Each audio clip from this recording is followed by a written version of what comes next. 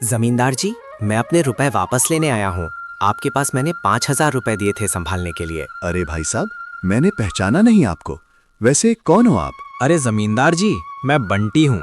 पिछले 4 साल पहले मैंने आपको पैसे संभालने के लिए दिए थे, याद आया कुछ? अरे भाई साहब, मेरे पास कितने सारे लोग आते जाते हैं पैसे रखने के लिए, और सभी के साथ मेरा अच्छा व्यवहार होता है। वैसे आपके पास कोई कागजात हैं क्या? क्योंकि मैं हर व्यक्ति से कागज पर ही व्यवहार करता हूँ। किसने कितने पैसे दिए, किसके कितने पैसे रखे हैं, सबका व्यवहार रहता है मेरे पास। जमींदार जी, आप क्या बात कर रहे हैं? आपकी ईमानदारी देखकर ही मैंने आपको पैसे दिए थे संभालने के लिए, और आप अब ऐसी बातें कर रहे हैं। कृपया करके मेरे पैसे मुझे वापस कीजिए। हाँ बंटी, मैं ईमानदारी से ही काम करता हूँ, इसीलिए तो तुमसे मैं डॉक्यूमेंट्स मांग रहा हूँ। क्या तुम्हें पता नहीं, जब तुम किसी से पैसों का व्यवहार करते हो तो तुम्हें पेपर पर लिख कर देना पड़ता है। तुम किसी से भी पूछ सकते हो। नहीं जमींदार जी, मैं आपके पैर पड़ता हूँ, कृपया करके मेरे रुपए मुझे दे दीजिए। बड़ी मेहनत से मैंने वो पैसे जमा किए थे, मुझ पर ऐसा अन्याय ना करें। अरे क्या ये झूठ मूठ का रोना धोना लगाया है? लगता है तुम ढोंगी हो और मेरी ईमानदारी और भोलेपन का फायदा उठाकर मुझसे ये रुपए लेने आए हो। रुक, तुझे अभी सबक सिखाता हूँ। तभी जमींदार अपने आदमियों को बुलाकर बंटी की पिटाई करने को कहता है। इसे तब तक मारो जब तक ये बेहोश ना हो जाए। इस 2 कौड़ी के आदमी ने मेरी ईमानदारी पर सवाल उठाया है, इसे छोड़ना मत। बसंतपुर गांव में कई वर्षों से बारिश नहीं हुई थी। खेत सूख चुके थे, कुएं खाली थे और घरों में खाने का एक दाना भी नहीं बचा था। गांव के लोग हर दिन चिंता में रहते थे। बच्चे भूखे सोते थे और बड़े लोग आसमान की तरफ देखते रहते थे। हे भगवान, गांव में तो सब जगह अकाल की परिस्थिति हो गई है। खाने को भी घर में कुछ नहीं बचा। लगता नहीं कि अब इस गांव में ज्यादा दिन रुकना उचित होगा। काम के लिए बाहर गांव से तो जाना ही पड़ेगा। हे भगवान, ये कैसी नौबत आ गया। बंटी ने काम की तलाश में दूसरे गांव की तरफ निकल पड़ता है। जंगल के रास्ते से चलते चलते वो रामपुर गांव के पास आ जाता है। बंटी को ना कोई रहने का ठिकाना नहीं था, ना खाने के कोई सामान, और उसके पास कोई काम भी नहीं था। चलते चलते उसे एक धनी सेठ दिखाई देता है। बंटी के पास जाकर रुक जाते हैं। सेठ जी, मेरा नाम बंटी है। मैं दूसरे गांव से आया हूँ। हमारे गांव में अकाल की परिस्थिति हो गई है। लोगों के खेत सूखे पड़े हैं। मेरे गांव में बूंद बूंद पानी के लिए लोग तरस रहे हैं। अगर मुझे आपके पास कुछ काम मिल जाएगा तो बहुत कृपा होगी सेठ जी आपकी। 2 दिनों से कुछ खाना भी नहीं खाया हूँ सेठ जी। अरे रे, लगता है तुम्हारी हालत बहुत खराब हो गई है। ठीक है, वैसे मेरे पास एक काम तो है, पर लगता नहीं कि तुम वो कर पाओगे। सेठ जी, आप चिंता ना करें, मुझे आप कोई भी काम दे सकते हैं। मैं वो काम पूरी मेहनत और ईमानदारी से करूंगा। आप चिंता ना करें सेठ जी। अच्छा, ठीक है। ध्यान से और कान खोलकर सुन लो। मेरे पास 20 गाय और 20 भैंस हैं। तुम्हें हर रोज उन सभी जानवरों का गोबर निकालना होगा और रोज सुबह शाम उन्हें चारा और पानी देना होगा। महीने के आखिर में तुम्हें इस काम के लिए 500 रुपए मिलेंगे, और हाँ, 2 वक्त का खाना भी हमारी तरफ से मुफ्त दिया जाएगा। बोलो, क्या तुम ये काम कर पाओगे? बंटी सेठ की बात सुनकर घबरा गया और मन ही मन सोचने लगा, अरे बाप रे बाप, 20 गाय और 20 भैंसों को संभालना आसान काम नहीं है। पर अब मैं कुछ कर भी तो नहीं सकता, और ऊपर से सेठ जी 2 वक्त का खाना भी दे रहे हैं। ठीक है सेठ जी, मैं ये काम कर लूंगा, पर एक विनती है आपसे सेठ जी। हाँ, बोलो बंटी, क्या बात है? कोई समस्या है तो अभी ही बोल दो। बात ये है सेठ जी, अगर आपको दिक्कत ना हो तो क्या मैं आपके गायों के साथ गौशाला में रह सकता हूँ? सेठ जी, मैं इस गांव में नया हूँ, इसलिए मेरा रहने का कोई ठिकाना भी नहीं है। रहने के लिए जगह भी दे देंगे तो आपकी बहुत मेहरबानी होगी। सेठ चंपकलाल थोड़ी देर तक सोचता है और बंटी को ऊपर से नीचे तक देखने के बाद उसकी लाचारी उदासी देखकर उससे कहता है, ठीक है बंटी, तुम गौशाला में रह सकते हो, लेकिन ध्यान रहे तुम अभी नया हो, तुम्हारे ऊपर विश्वास करना भी थोड़ा मुश्किल है। फिर भी मैं तुम्हें रहने के लिए दे रहा हूँ, कोई भी गलती मत करना। जी धन्यवाद सेठ जी, आप बहुत अच्छे हैं। आप जैसे दयालु इंसान बहुत कम मिलते हैं। तब से बंटी गौशाला में रहकर अपना काम करने लगता है। वो रोज सवेरे जल्दी उठकर गाय और भैंसों का गोबर निकालता, उन्हें चारा डालता और समय समय पर पानी भी पिलाता था। हर रोज बंटी अपना काम ईमानदारी और पूरी मेहनत से करता था। सेठ चंपकलाल को भी बंटी का काम बहुत पसंद आने लगा, क्योंकि वो अपना काम सफाई और ईमानदारी से करता था। एक दिन चंपकलाल सेठ ने बंटी को बुलाकर उससे बोलता है, बंटी, मुझे तुम्हारा काम बहुत पसंद आया है। तुम गाय और भैंसों का अच्छा ख्याल रख रहे हो, इसलिए दूध की गुणवत्ता भी बढ़ गई है और गाय पहले से ज्यादा दूध भी दे रही हैं। इसलिए मैं आज से तुम्हारी तनख्वाह बढ़ाकर पूरे 800 रुपए कर रहा हूँ। आपका बहुत बहुत धन्यवाद सेठ जी।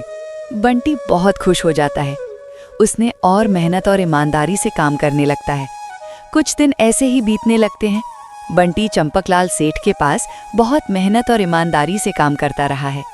धीरे धीरे बंटी के पास अच्छा खासा रुपया जमा हो जाता है, जिससे वो अपने लिए छोटा सा रहने लायक एक झोपड़ी का घर बनवा लेता है। अरे उस गौशाला में सो सोकर तो नाक से गोबर की गंध अभी भी नहीं जा रही। अब आखिरकार मुझे अपने घर में चैन से सोने को तो मिलेगा।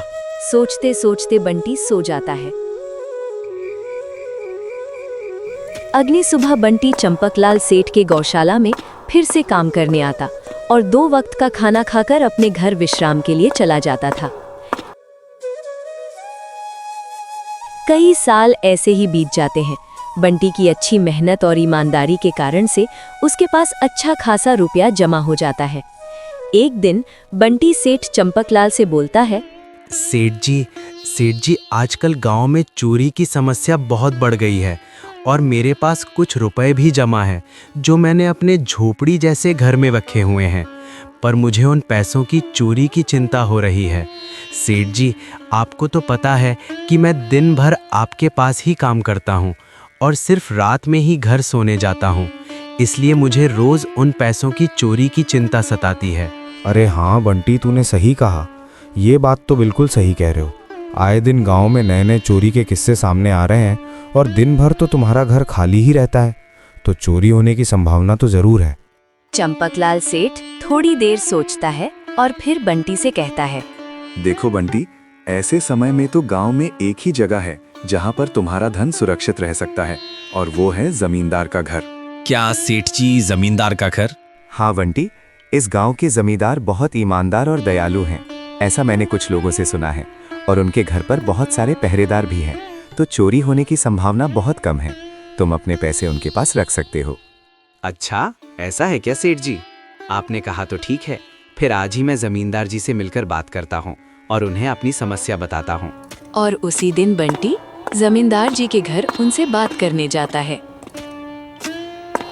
रुको रुको भाई, कहाँ अंदर आए जा रहे हो? वहीं रुक जाओ। जी, मुझे जमींदार जी से मिलना है। मुझे उनसे कुछ काम है। क्या काम है तुमको उनसे? मुझे जरा बताओ। जी, मुझे कुछ पैसे रखवाने थे उनके पास, यही काम के लिए आया था मैं। अच्छा, ठीक है, तुम अंदर जा सकते हैं। नमस्ते जमींदार जी, मैं बंटी हूँ। चंपकलाल सेठ के यहाँ काम करता हूँ। कुछ साल पहले ही मैं दूसरे गांव से यहाँ आया हूँ। अच्छा, तुम्हारा नाम ही बंटी है। बोलो, तुम्हारा क्या काम है मेरे पास?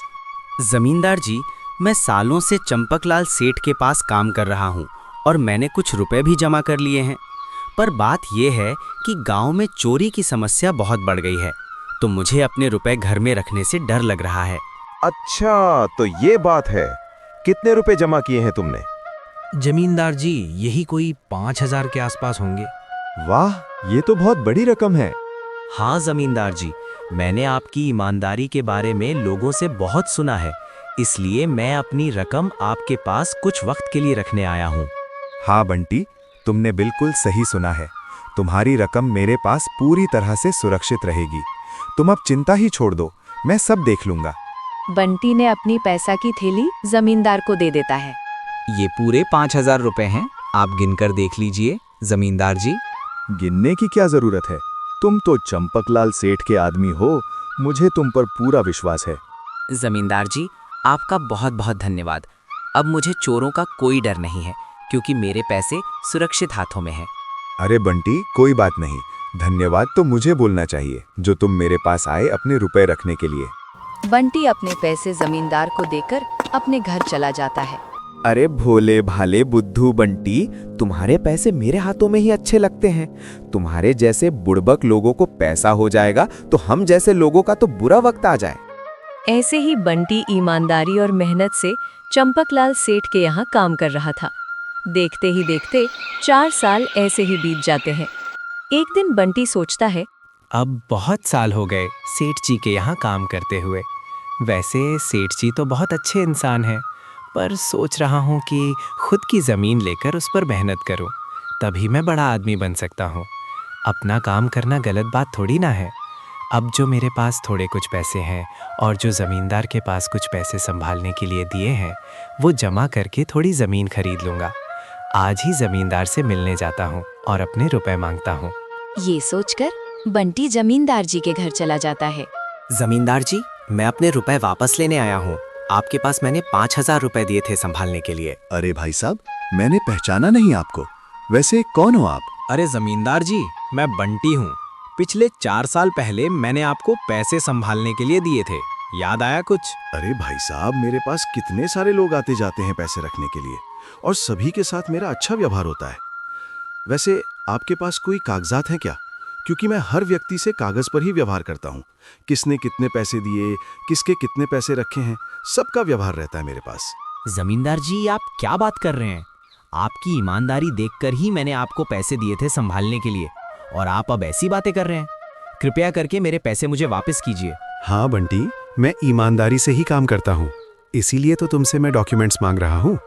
क्या तुम्हें पता नहीं, जब तुम किसी से पैसों का व्यवहार करते हो तो तुम्हें पेपर पर लिख कर देना पड़ता है। तुम किसी से भी पूछ सकते हो। नहीं जमींदार जी, मैं आपके पैर पड़ता हूँ, कृपया करके मेरे रुपए मुझे दे दीजिए। बड़ी मेहनत से मैंने वो पैसे जमा किए थे, मुझ पर ऐसा अन्याय ना करें। अरे क्या ये झूठ मूठ का रोना धोना लगाया है? लगता है तुम ढोंगी हो और मेरी ईमानदारी और भोलेपन का फायदा उठाकर मुझसे ये रुपए लेने आए हो। रुक, तुझे अभी सबक सिखाता हूँ। तभी जमींदार अपने आदमियों को बुलाकर बंटी की पिटाई करने को कहता है। इसे तब तक मारो जब तक ये बेहोश ना हो जाए। इस 2 कौड़ी के आदमी ने मेरी ईमानदारी पर सवाल उठाया है, इसे छोड़ना मत। जमींदार के आदमी बंटी को डंडे से खूब मारते हैं। फिर बंटी दुखी होकर अपने घर चला जाता है। बंटी के शरीर पर घाव के निशान स्पष्ट दिखाई दे रहे थे। 2 दिन से बंटी घाव के दर्द के कारण चंपकलाल सेठ के घर काम के लिए नहीं जा पाता है। इसलिए अगले दिन चंपक सेठ बंटी के पास आ जाते हैं। वो देखते हैं कि बंटी खाट पर सो रहा है और वो बड़ा ही चिंता में नजर आ रहा है। अरे बंटी भाई, तुम 2 दिन काम पर नहीं आए, क्या हुआ भाई? तबीयत ठीक है ना तुम्हारी? कुछ समस्या है क्या? अरे सेठ जी, आप खुद यहाँ आए हो? आप खबर भिजवाते तो मैं खुद चला आता। अरे बंटी, कोई बात नहीं, तुम्हें देखकर लगता है तुम बीमार हो। क्या हुआ है तुम्हें? सेठ जी, क्या बताऊं, जिस जमींदार के पास पिछले साल मैंने अपने पैसे संभालने को दिए थे, वो आज मुझे पैसे वापस नहीं करना चाहता। वो बहुत लालची इंसान है, वो लोगों को ठग रहा है। और जब मैंने बाद में गिड़गिड़ाना शुरू किया तो उसने डंडे से मार मार कर मेरी पिटाई करवा दी और मुझे वहां से धक्के मार कर निकाल दिया। अरे बाप रे, ये तो बड़ा ही गंभीर विषय है। मैंने तो जमींदार के बारे में अच्छा ही सुना था, पर मुझे भी नहीं पता था कि वो इंसान इतना गिरा हुआ है। तभी मैं सोचूं हर साल उसकी संपत्ति इतनी ज्यादा कैसे बढ़ रही है। मुझे माफ कर दो बंटी, मैंने ही तुम्हें जमींदार के पास जाने को बोला था, गलती तो मेरी भी है।